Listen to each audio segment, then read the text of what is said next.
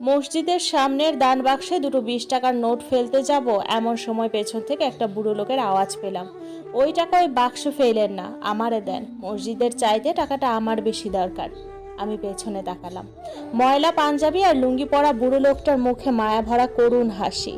আমি দুটো নোটই দান বাক্সে ফেলে দিলাম। টাকাটা আমার না। আসরের নামাজ পড়তে আসার সময় এক প্রতিবেশী খালা টাকাটা আমাকে দিয়ে বলেছিলেন মসজিদে দিতে, মানত ছিল তার। টাকাটা ফেলেই লোকটার দিকে তাকালাম, পুরো মুখ শুকিয়ে গেছে, টাকাটা দান বাক্সে ফেলে দিয়েছি দেখে।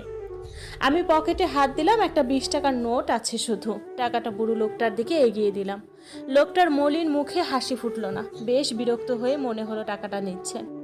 এমন সময় মুয়াজ্জিনের একামতের শব্দ ভেসে এলো। আমি ঘুরে মসজিদে ঢুকে গেলাম। নামাজ শেষে বুড়ো লোকটার কথা মাথা থেকেই উড়ে গিয়েছিল। মসজিদ থেকে বেরিয়ে আনমনে লোকটা যেখানে দাঁড়িয়েছিল সেদিকে তাকালাম। ঠিক লোকটা যেখানে দাঁড়িয়েছিল সেই বরাবর পথে একটা 20 টাকার নোট পড়ে আছে।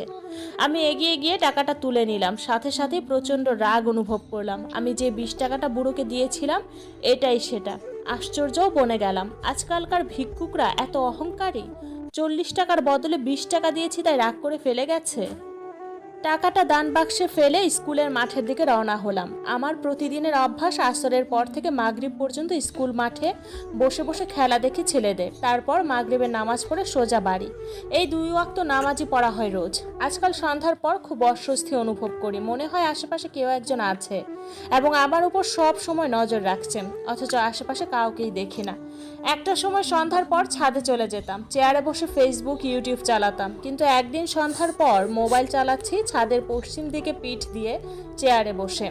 আকাশ মেঘলা থাকলেও চাঁদের মিহি আলোয় কাছের সবকিছুই ঝাপসার মতো বোঝা যাচ্ছিল। ছাদে আমি একা, শান্ত ভুতুরে পরিবেশ হলেও আমার মনের সামান্য ভয়ও কাজ করছিল না।